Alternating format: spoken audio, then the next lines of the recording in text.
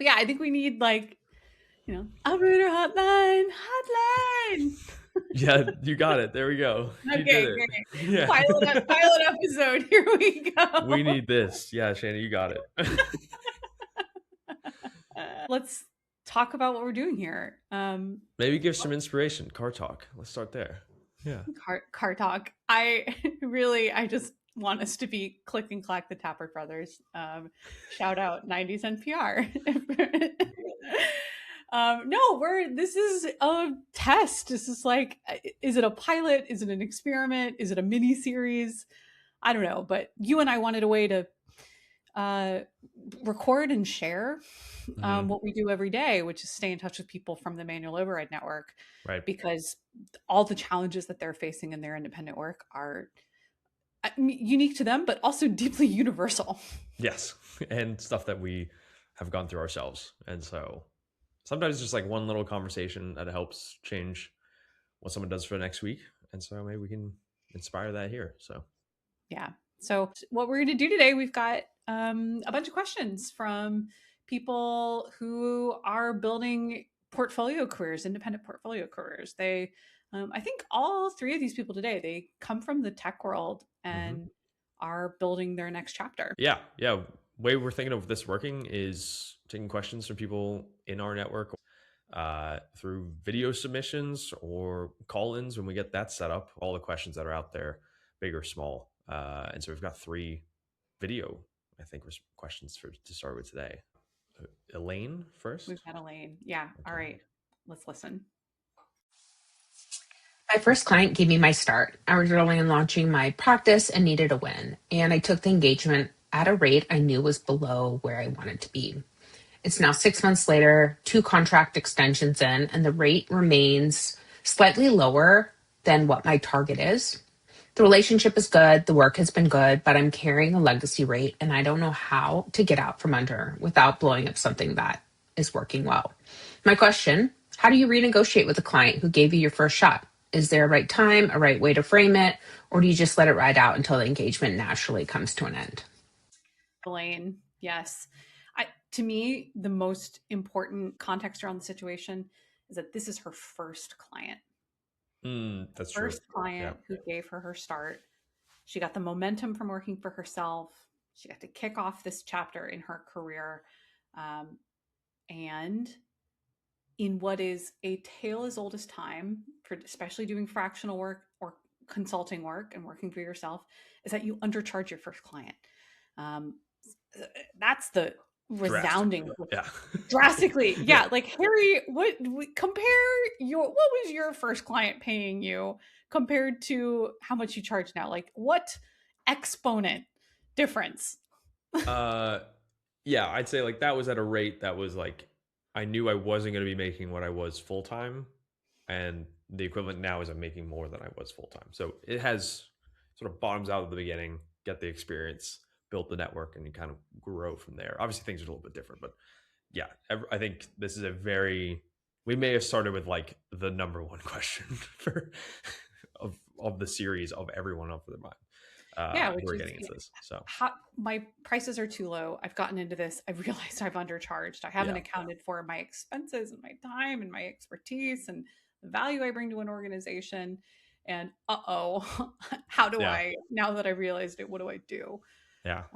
Elaine, you are in the universal first year of working for yourself experience right now. Very I interesting that there's like 2 months, like 6 months, two extensions. So like hmm. that's like one very good sign, which is the work you're doing in a very short amount of time is like at least you're receiving that sort of confirmation that you're like bringing some sort of value to the company, which is great. I think for a first client, at least, like there's definitely some other experience where it's just not even a good fit for your first client, and it's very demoralizing. Whereas this, you've got the right path at least going there. So Yeah, you're so right. That's like a first amazing gut check. Like for other people that might be in the situation, um, Elaine is in a really positive moment, which is the client's a great fit. I'm doing great work for them. They see it. I feel it. mhm. They want me to keep going. What's the path forward? Yeah, Elaine also somehow, whether she negotiated those contract renewals into her initial contract, or whether they just came up naturally through the client.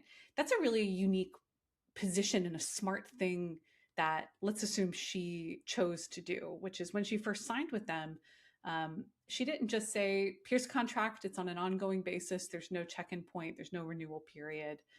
We're just going to work and maybe give me a 2-week notice when you want to let me go. There are renewal points in this work. That's smart. That's a great thing to be writing into your contract, especially in your first year. Some sort of 3-6 month check-in point. On that point, though, I've also like I know a lot of people have brought up the idea of like bringing in automatic increases on those renewals. Yeah. I actually like that there isn't one here. I'm kind of against the automatic increase, not because it seems like a money grab or something, but you probably leave a lot of money on the table for a better increase if you actually believe the work you're doing. I think that's where maybe Elaine is now, where she's definitely got some qualification to do that. But I guess getting to Elaine's question, like, how do you go How do you about do that? this? Yeah. How do you do this? I think if you're Elaine, first getting really clear in your own mindset around the situation. With those renewal periods in particular, it is not just reaffirming that same contract that you have. It's a renewal for a reason. You have proven your value to them. You've done great work for them. You are likely on the next chapter of work with different deliverables and different goals in mind. And you are updating your standard rate in due course.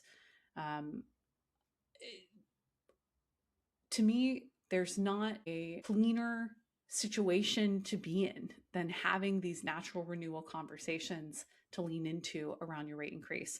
That's to say, I wouldn't, out of the blue, in between these renewal moments, just spring a new price on them. But I think in due course with the renewal, I would approach it such that you have gratitude and joy in the work that you're doing with them and for them. You're excited to continue, and your standard rate is changing. Share the new rate and leave it at that. I think this is one of those conversations that you should probably have in person with some sort of contact, or over the phone with some sort of contact. Here's how my rates are changing. Take their temperature on that, have the active conversation, follow up with a written text. And this should be a standard practice in my mind. What's your take? I do find it hard for an operate like in the sort of ops space to do this, but if over a period of time the underlying business hasn't changed, it is hard to make that case for that business to stick with you specifically if you are raising your rates, right?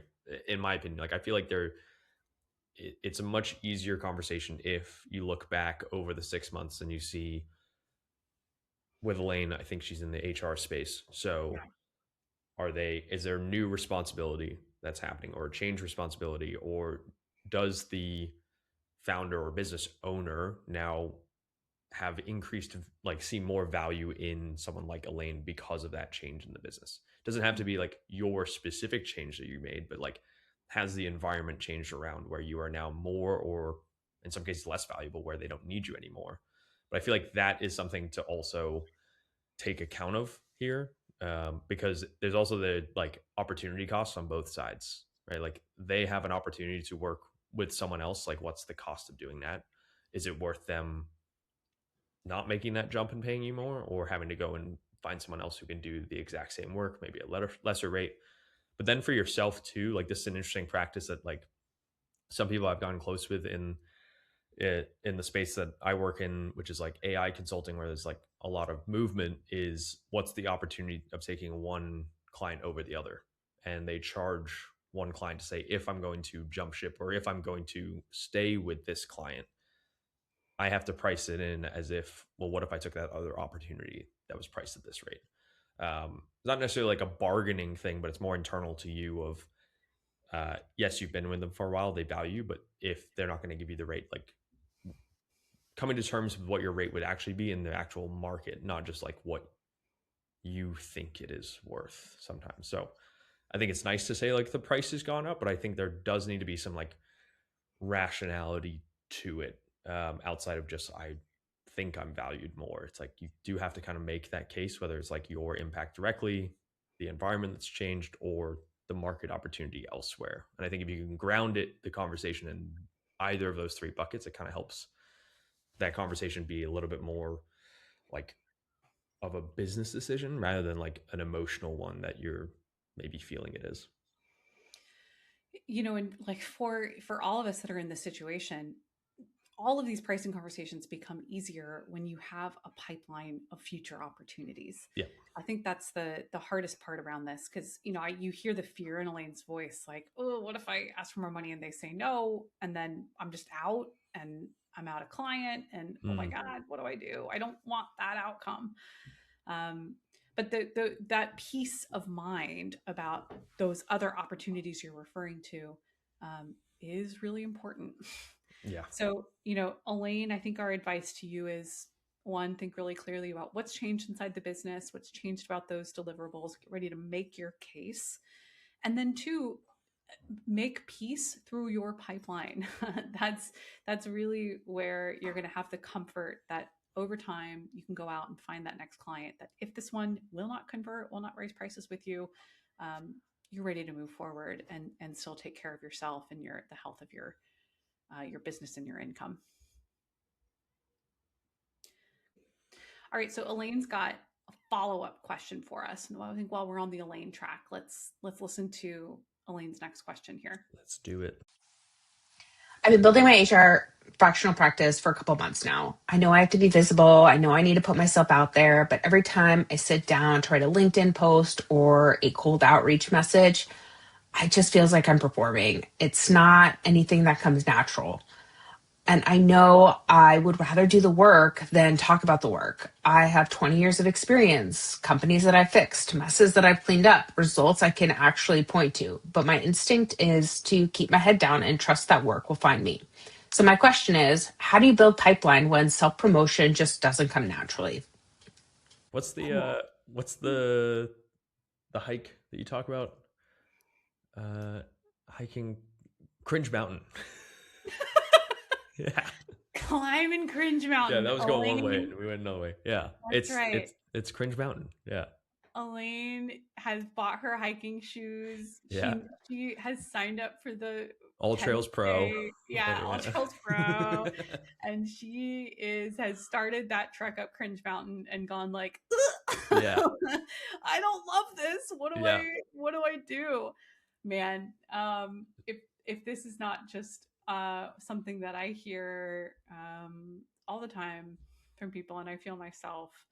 I think that, like, her question is ultimately about pipeline building, which is the right framing for this here. Elaine is trying to find new customers, new referrers, new ways to meet businesses that she can help. And like the framing that helps me with this is to take a step back and to realize that there's ultimately two ways you can build your pipeline. One is you can do things on the internet that makes customers find you on the internet and come inbound to you, things like posting online, which she's talking about. So they come to you. Or you can identify businesses and people in your network or slightly outside of your network and go to them. And that's like a sales team. That's usually the sales team metaphor that you'd use from your past startup or tech company job. So something that I think is really comforting as we're having this conversation is to just ground this in, like, in order to work for yourself, there's no requirement to be internet famous in any way, stretch, or semblance or realm. You do not need to reach for internet fame. However, it really, really helps to get in a place where you can frame this not as I'm trying to build some giant audience and become internet famous and a giant influencer, but I'm trying to share my point of view online and have kind of scaled conversations through these platforms. That does not replace that one-on-one effort of identifying businesses and contacts and going to them. what I'll also say here is like, especially in the first couple years of working for yourself, almost everybody I know has booked customers through people they know and through Mm-hmm. having conversations with their immediate network. So in the go to them versus they come to you, duopoly that we're in here, Yeah. just because you're getting stuck on posting online, um, that's okay as long as you're still reaching out to people and having those individual network conversations. So, I mean, we're not even getting into her question yet, but that's like the framing to dump on top of this whole thing. Yeah. Yeah. I I have very strong opinions on this, which is the point of posting online. So I've been doing it for like 2 years now. I thought it was one thing at first and it made me hate it. And then I realized what it actually is and like what people actually like say about it that changed how I think about it. So I will end up on calls or engagements where people are like, I've been looking at your content for like 6 months. And I'm like, fantastic. How about you drop a little bit of engagement so more people can see it? Because they don't do anything with it. And like the matter of fact is like there are people on the other side who do not interpret the algorithm. They just read it as they were a human. Um, and the point I'm trying to get at is like I think people are reading content now, or at least the content that's like helped me in my work, and I know other people who post regularly who do it have said the same thing, where people are using it as a gauge for what a lot of people in the AI are talking about right now, which is like taste and judgment, which is like, have you heard of like Notion's hiring equation formula for like No. full-time hires?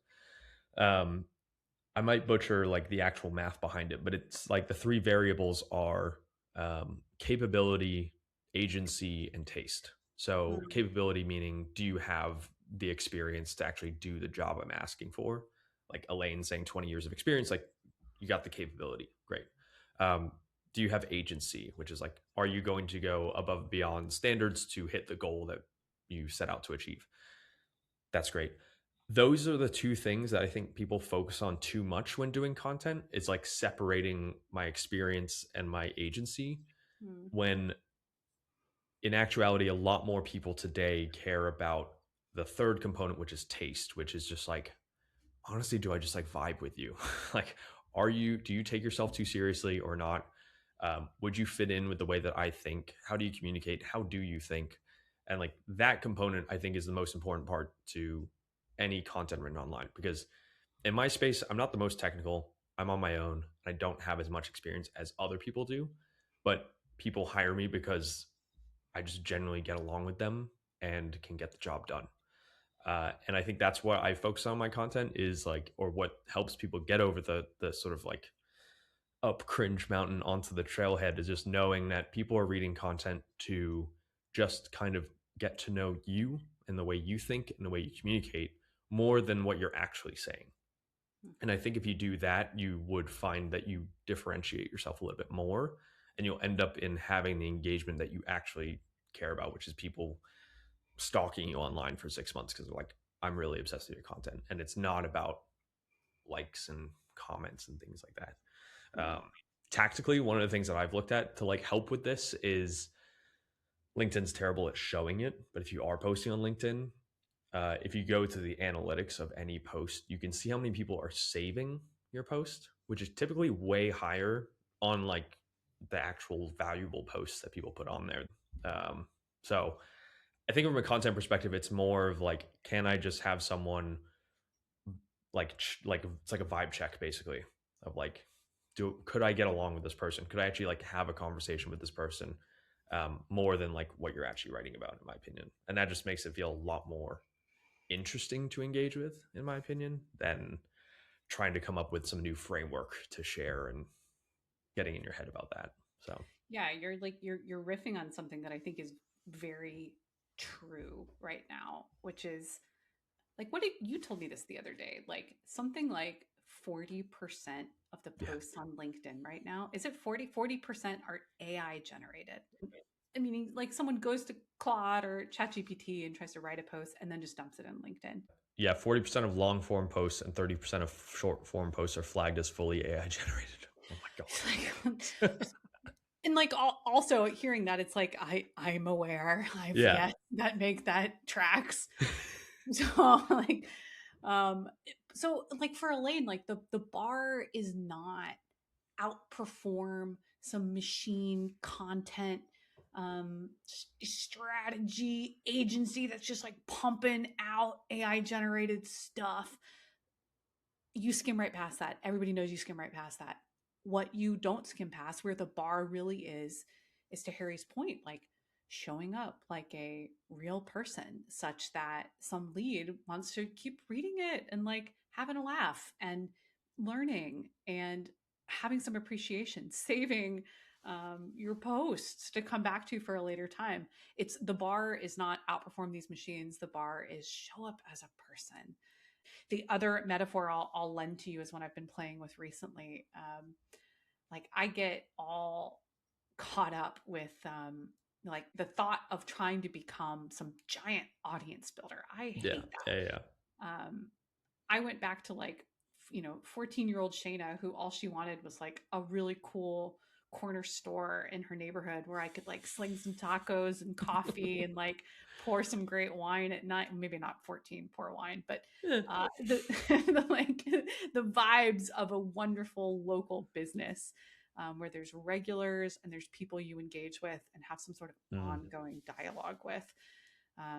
So that's kind of the mindset that I'm trying to adopt these days. And I think has helped a few people, which is I'm not building an audience. I'm building regulars. I'm building a small business, my small pocket of the internet where I can share what I know as a human and engage with the regulars that want to come and the newcomers that might want to stumble in and find me.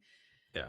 I think there's also this push now to, okay, well, if I'm not going to be AI generated slop cycle pushing content, then how else am I going to stand out? Like there are a lot of people on LinkedIn who have built followings because they're like just energetically themselves. They're like actively like weird, like they're literally promoting like be more weird on LinkedIn and all. And it feels this pressure of like you have to perform almost like complete anti AI, which is like the most human, like, you know, uh, like my posts are like very boring. Like they're not exciting. The topics aren't the most like fun and exciting. I'm not sharing like personal stuff either, but they're just written in a way that like is the way that I think, and that's what's helped me actually land pipeline out of anything I've tried posting is just like share a unique way of thinking or your actual like breakdown in your head of a situation and like how you thought about it and how you actually communicate it, like even how you write it, people will like reach back out and use the same way that you explain something, and you start to see them explain it to their team that way, and you're like, okay, that's why they brought me in, is because something clicked in the way that I think and communicate, which is what people actually care about. And like sometimes you just think about like if I was on the other side, would I want to hire this person given the pool of everyone else out there? So if you're just doing a post that's like very experience based, no personality, it's hard to differentiate yourself or like niche from other people with 20 years of experience in HR. So like the only thing you can differentiate on is how you personally think and communicate. So like focus on that. Don't try and focus on being the expert everywhere because it's very hard to do that in a space where there are other experts. So yeah. Last thing I'll add in is we kind of tie it back to that go to them versus they come to you analogy is like, remember, posting on LinkedIn is totally optional. You don't have to do it. A even more effective way, especially if you're early on in doing this, is like put together your 30 to 50 closest professional contacts who you think are helpers and who care about your work and send them a quarterly email. Here's what I'm doing. Here's what I'm looking for help on. Here's some stories and pictures from my recent work and adventures in life. And I'd love to, talk with you about what's going on with yours. That, especially when you're starting out, that's going to build your pipeline really quickly. That's going to give you the conversations that give you the momentum. And then, to Harry's point, over time, find that voice for posting. And remember that, like, nobody remembers these individual posts. Nobody is looking at how many likes your post got. Nobody is coming, judging you for the content you put up. Ultimately, what sticks is that they're seeing your name show back up in the feed enough times such that when the need arises for an experienced HR leader, they say, oh, that's right, Elaine. I know Elaine's name. I should reach out and go talk with her. That's the craziest thing. It's like the long game exists, but it's way longer than people think.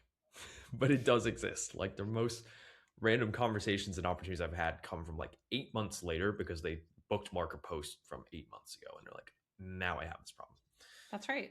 So That's right. yeah, it's you're not going to see like I also think like there is a dramatization or glorification of how LinkedIn content leads to tons of pipeline. And I wonder how much just is that like other people saying it to get their own business in. So I know. don't read Yeah, it's like everything what's on the what's our internet point as here? truth. What's our point here? It's like if you're starting out and you need to book some work to pay your bills, like talk to the people in your network. Go reach out to them, let them know what you want to do. Go find businesses that you're a great fit for, find warm introductions into them, go to them. And there's endless ways that you can go to them in a way that feels authentic and like you. The LinkedIn game, the Substack game, the posting online game, an incredible way to develop your point of view online, an incredible way to show up regularly in people's feeds, um, and a longer term game for building pipeline, especially for people that just want to do fractional work. You really need only a couple clients at a time. You could very easily get through your first couple years of working for yourself as a fractional through your immediate network. So no stress. If you don't want to climb Cringe Mountain right now, it's all good. It'll be there for you waiting a couple months from now after you exercise that network. All right, next up, so we've got another caller here. We've got my favorite Scot in the world, Miss Jenna, calling in. Hi Shaina, hi Harry. I'm Jenna. I left MBB Consulting last year and since then I've gone solo as a fractional head of product. I'm currently learning how to juggle pipeline, that's pipeline development, smooth ramp offs, ramp ups, and I'm thinking about how to keep the momentum on the business development side running as well as social media outreach, replies, etc., whilst in the thick of client delivery. AI is great, but the personal touch wins out when you're building relationships and the time sink is therefore real. So I'd love if you could share your thoughts on this. Man, well, if this isn't the problem of working for yourself, like it's a very obvious thing to say out loud, but a very scary, legitimately real thing to feel, which is turns out when you work for yourself and work solo, you need to do a lot of things all at once. Yeah. And it's fun to do them until you get a client.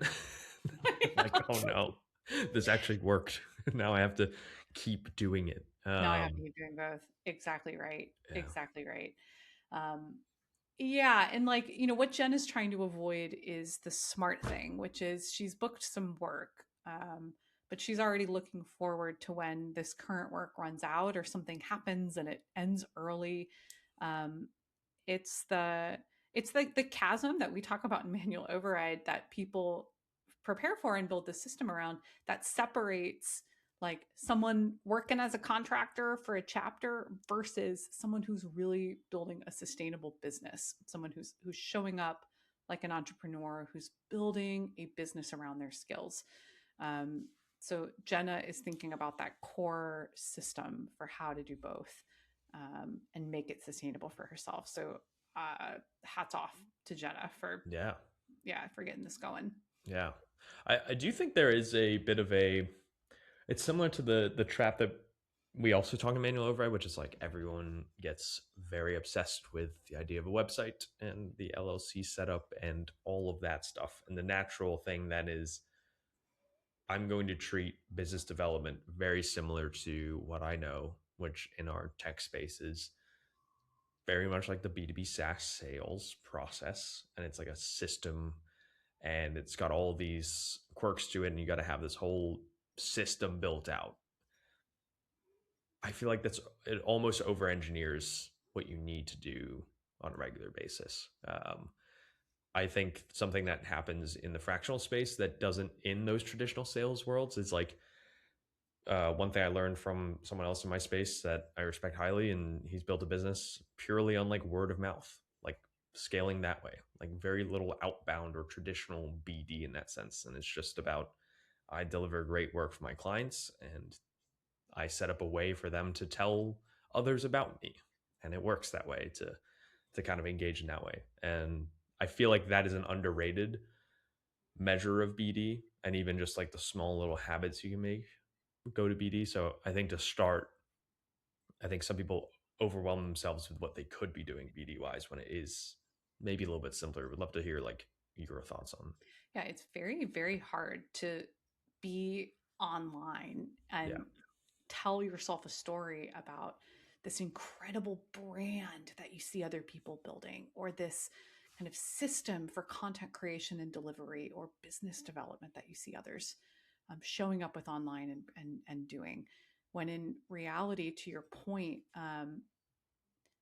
especially in your first couple years, and especially when you're only looking for a handful of customers at a time, that's to say you're not building a consumer scaled product where you're charging $10 a user.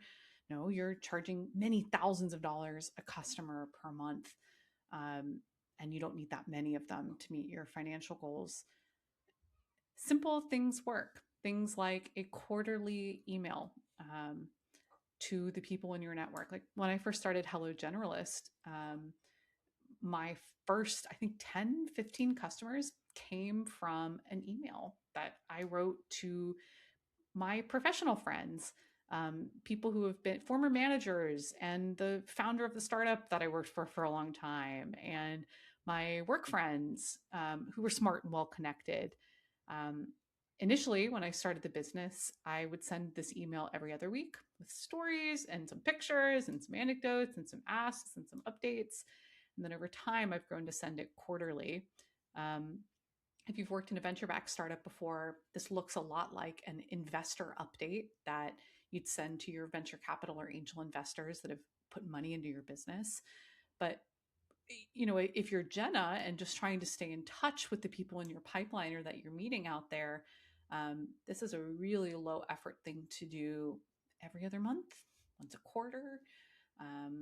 That is unique and I've found to be very impactful compared to telling yourself that you need to create brand messaging pillars and a content calendar across 3 different platforms and then stick to posting in an effort to build a brand that you're known for.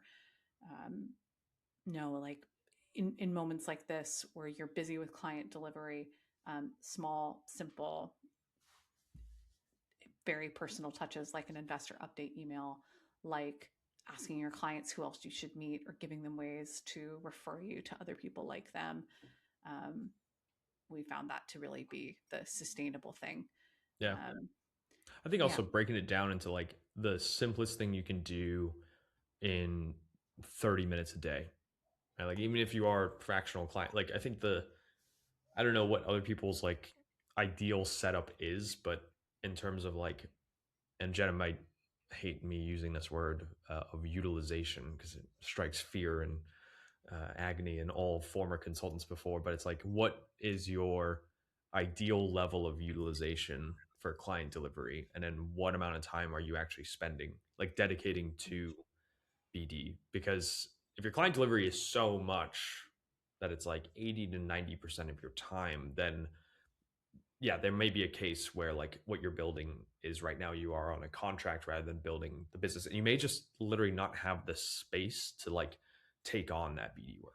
That may not be the case for Jenna, but I do know some people who like try to do all that and it feels hard to negotiate that in.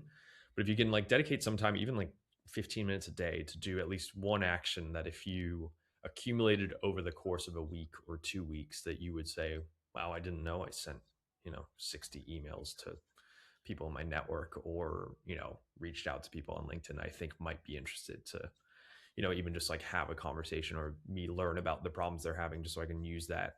I think that adds up more. It's like exponential factor than you would think. So even just like a small single habit is great. The other thing is like with the client delivery is that in itself is a very unique data point to use in business development as much as you can. And so in the product sense, she probably is like has some limitations of what she can share she's working on, but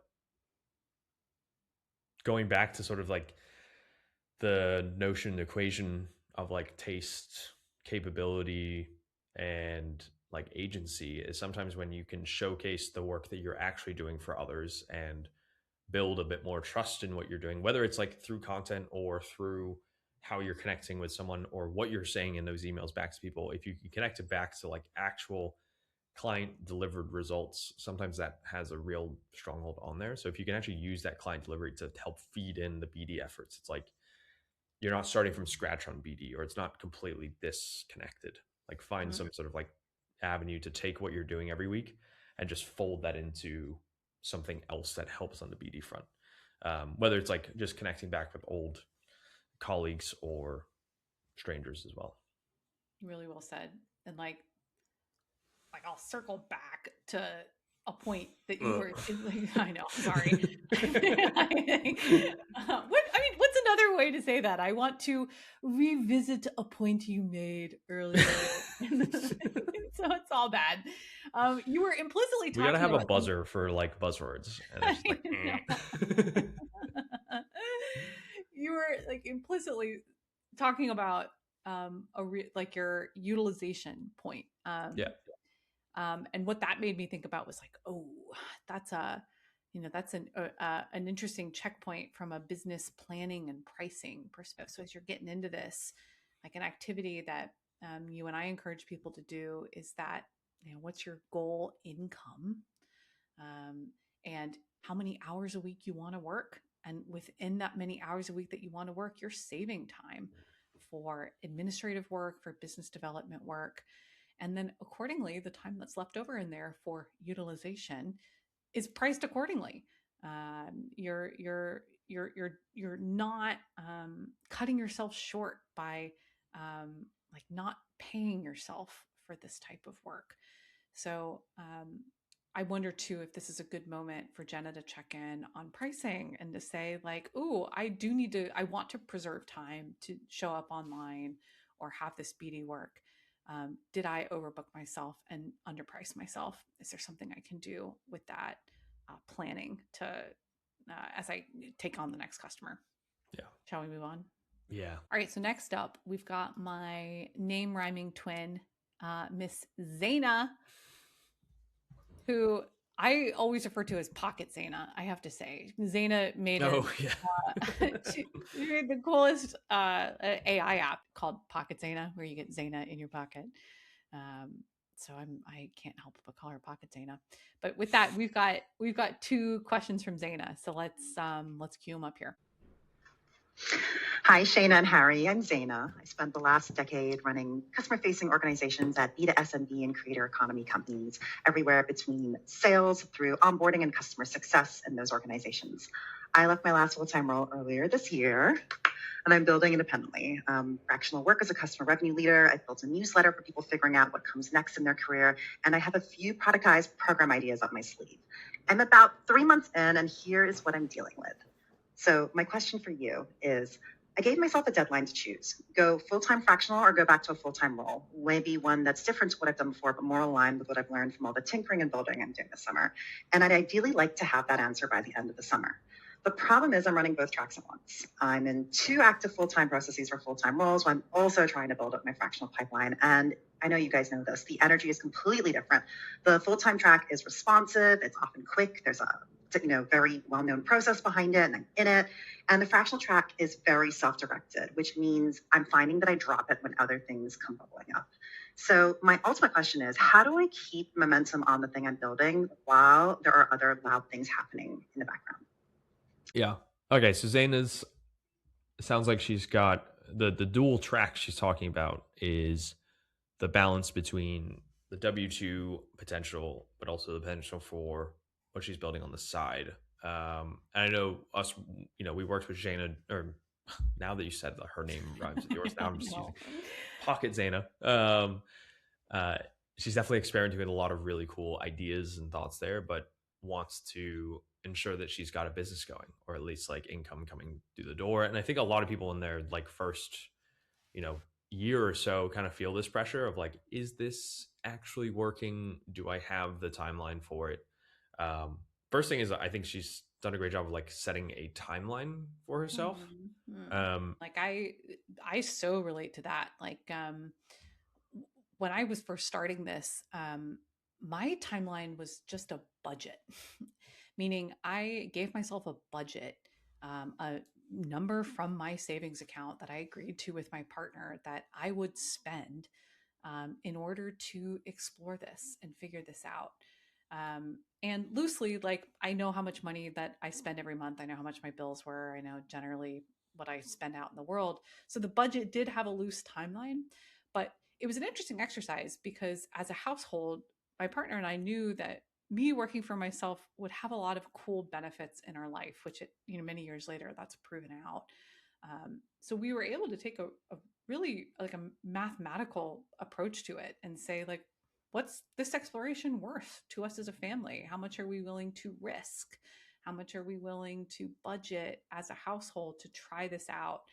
And at the end of it, as a family, we will be okay with it having been spent in, use of an exploration, and nothing comes from it. I just end up in another full-time job, or glad to have spent it, in hindsight, should this lead to this next chapter. So I wonder, if you're in a similar situation, sometimes that, conversation at the dinner table with your spouse, with your partner, with your roommates, whoever it is, or with yourself, to say, this is the amount of money that I'm willing to spend to this. This is roughly the timeline that's going to come with. I give myself permission to spend all of it, to not earn a single dollar. Yeah, very practically, that's a helpful, planning process as you're going into this chapter. And more so, like I think Zaina is exemplary of so many people starting out this chapter, which is the result is binary. I am either working for myself or I'm back at a full-time job. The first just like permission and grace I want to grant in this is like, wow, one of the most powerful things about this thing of working for yourself is, and this thing of building a portfolio career is, many people have full-time jobs plus work for themselves. Many people work for themselves a little bit, layer in a full-time job for a while, come back to working for themselves later. There's no one right way to do this. We've seen endless people in the manual override community and in the Hello Generalist network do both, come out of one back into the other. They exist and can exist together at the same time. Yeah.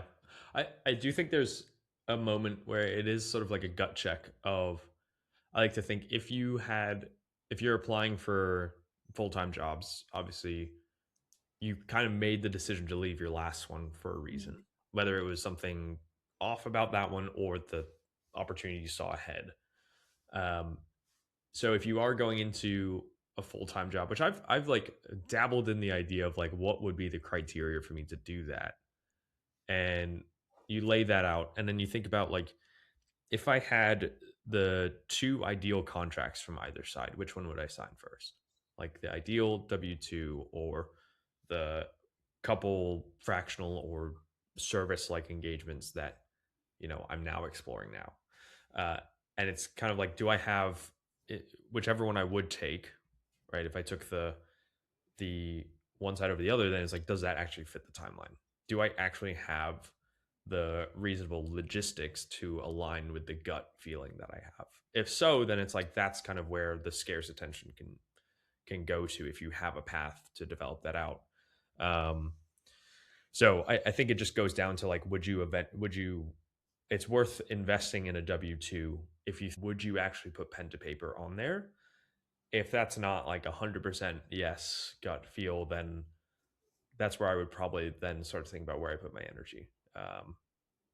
Does that mean that like every W-2 is going to be wrong? No, it just probably means that like there's a limited pool of the companies and the type of role that you want to be doing.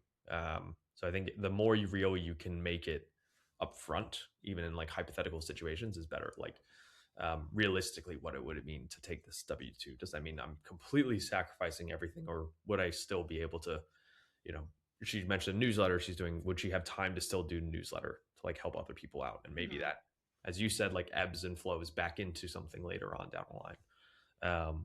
So I think if you try and make this the actual decision point as real as possible, it kind of opens up where you want to put your energy right now. And Totally. Like, and you're talking about something that, you know, that we actually talk about a lot, in from a mindset perspective, which the big question to ask yourself, to look in the mirror and ask yourself is, am I running away from something, or am I running towards something? We with Hello Generalist, I talk to, we get applications from so many people, and I talk to so many people who are running away from a really bad boss or company, or like trauma from a layoff, yeah. or running away from like the fear of, oh man, really tough thing to run away from, to not being able to pay your bills in a moment. Mm. And all of those moments lead to like deep panic of, I'm just going to go work for myself. I'm just going to go pick up some contract and do it. And sometimes you got to do what you got to do. You got to take the work that's in front of you to pay your bills, to take care of your family and your life. And there's no shame in that. But for all those other situations, when you're in a moment of having some choice in front of you to say, all right, am I running away and just coming in to try to work for myself because I hated that thing, and I'm abandoning and running away from the, you know, dumb full-time job that I had before, or that I could get? Or is my mindset one of chasing this opportunity, chasing all the benefits that come from working for myself, um, running toward this next chapter? Um, Sometimes that clarification is helpful here. And, you know, for Zaina, trying to decide how you use your time might be a good check-in of like, oh, what do I really want? What do I want? What can I do today to go after and go find out how to get a little bit closer to what I Yeah. want? Yeah. It's also like the expectations of it too. Like maybe on the opposite side, which is just staying true to what you're sort of alluding to there, which is like what you want to ultimately be building. Because um, like my business itself has changed from the fractional-ish world to more like service-based work. And I've had people ask me like, oh, well, can you scale that out with hiring more people and things? I'm like, the last thing I want to do is hire more people. Like I don't want to hire anyone. I want to, there's a reason I work for myself, but there's always this like nagging pressure of like, you could be doing more and it could be bigger than it is. And sometimes people feel that with like the W-2 is like sometimes in that first and second year you haven't yet reached that income threshold that you used to make, and you're like, it could be much easier if I just took this W-2. It's like, well, how much effort are you putting in for that income, and are you doing the work that you like for that income as well? So sometimes we get like a little bit, I mean, I do it, I get distracted by like other people's expectations of me, which they don't have, but I create in my mind. Yeah. So I have some work Yeah. to do myself there, but I think that's where we get into some of these decisions of like, what path do I decide? So much of it is like influenced by like factors that we can't control or should be thinking about. So, Oh man, it's like, what's the big lesson here? It's like the path is made up. There's no such thing as a path. You get to decide it. yeah, So like the sooner and the closer we are to consciously picking the path we want to walk down, budgeting ourselves accordingly to go down that path and give ourselves the freedom and flexibility to do that. That's has buy-in from all the the people in our life around us, and knowing that all these things can actually coexist at the same time. There, because there is no path, because there is no one right way to do this. Find a great full-time job that checks all your boxes and is what you want. Amazing. Kill it in the first 3 to 6 months there, and then begin layering in your other projects. yeah, If you begin working for yourself and you take on a couple contracts and you hate it, cool, go back through the door you came and then go get a full-time job. There's no such thing as a path that's made up. This is all a two-way door. You can walk through back through the door at any time. This is all a And simulation. Yeah. this is all simulation. Yeah. Yeah. Oh man. Good luck to Zaina as she Yeah. tries to figure this out. Should we do the last one? Yeah, let's play it. I'm also building my personal brand. I've started a newsletter and I'm posting on LinkedIn 3 or 4 times a week. The open rates are good, engagement's good, but it's a slow burn. I'm sure you guys know. Audience building is not something that happens overnight. And the fractional pipeline is something that is hopefully going to happen next 3 months, but it's very different energy, it's different tactics. So how do I balance those two? What's my priority right now? And the big one, how do I know when content creation has quietly become my productivity avoidance tool? I would really like some help with that. Thank you guys so much. Boy, posting on the internet is a head game.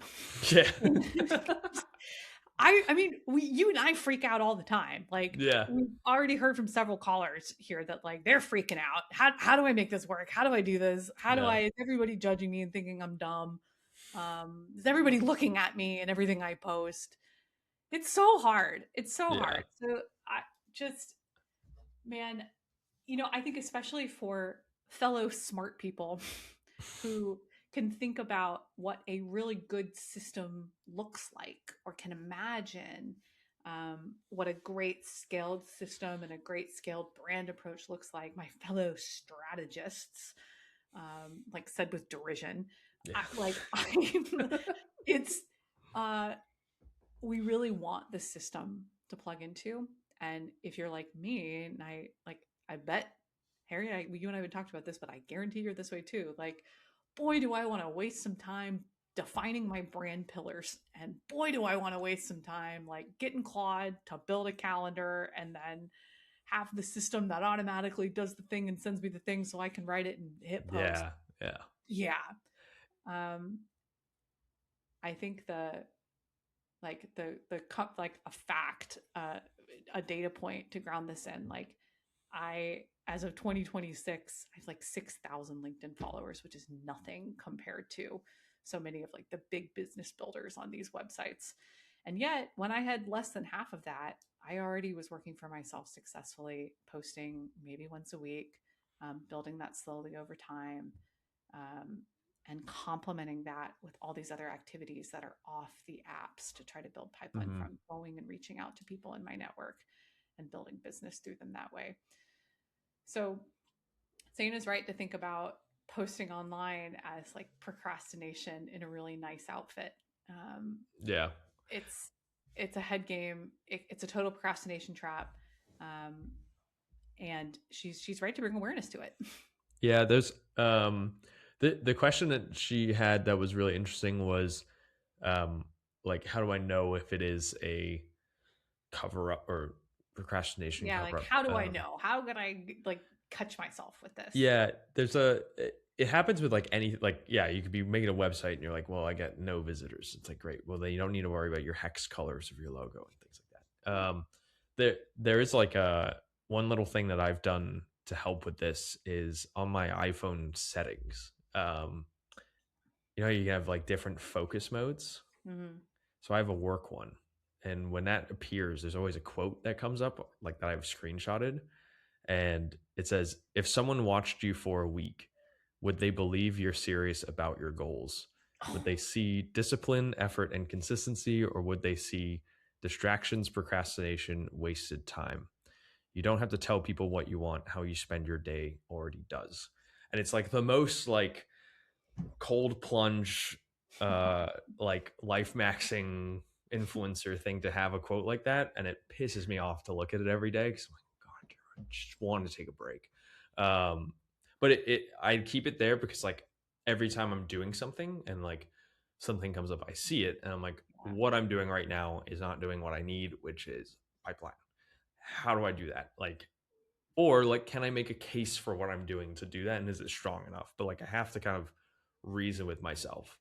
And it sometimes like even helps me tone it down a little bit too, of like, you're doing too much, because doing too much activity like is a cover for what you actually need sometimes, which is maybe like to step away for like a minute.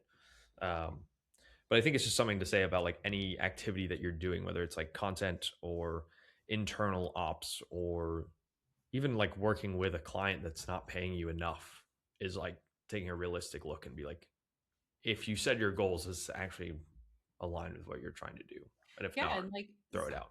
Zaina's goal, she aspires to really build a name for herself and to use this period to really experiment with getting her ideas out there. So to that extent, like I understand why she's choosing to post 3 to 4 times a week. I wonder if she might reframe the goal, to your point, reframe the goal of that posting as hone my voice, as connect with new people one at a time through a platform that I wouldn't get to meet them through, any other way, as test ideas and the framing and pitching of those ideas in a kind of a semi-public, semi-private space. I think posting on the internet and building a brand is a slow burn of a game. It's hard for everybody. And I think for Zaina, the practice of this, it feels like it's living up to her goals right now. Yeah. Like I would say if for me, if I like, I don't know about you, but I was trying to do like, I'm gonna do like 3 posts a week. And then you just have to ask yourself, well, why? And it's like, well, that's what you're supposed to do, right? It's like, no. Totally. You're supposed to do what's going to help drive what you want to have happen, which could be conversations. It could be to grow an audience, or you just maybe just need to reach out to that one person that can help make a decision on something. So, yeah, I think it's, again, kind of like the expectation setting versus your goals. So yeah, that's exactly right.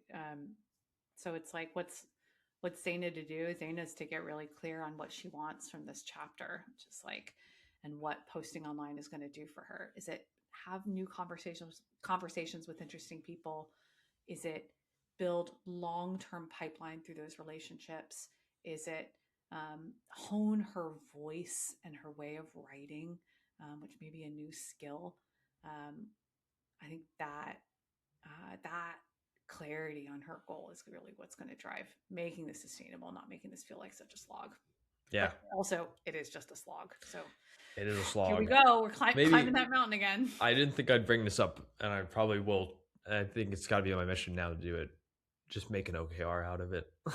Oh no! Like trying to. I think the idea is like just give yourself like, for the next month, I'm gonna do this posting because I like do a little science experiment. Like I'm gonna post this much, and then let's see what the actual what I think the results would be, and then what the actual results are. Whether it's like all those different factors. Like I think there's the qualitative, like hone your voice, but then there's also like, does this actually drive new opportunities for me to, collaborate with other people, or actually bring in revenue or subscriber growth, like whatever it is, like similar to timeline for your business, like timeline for an experiment to know if this is worth doing or not.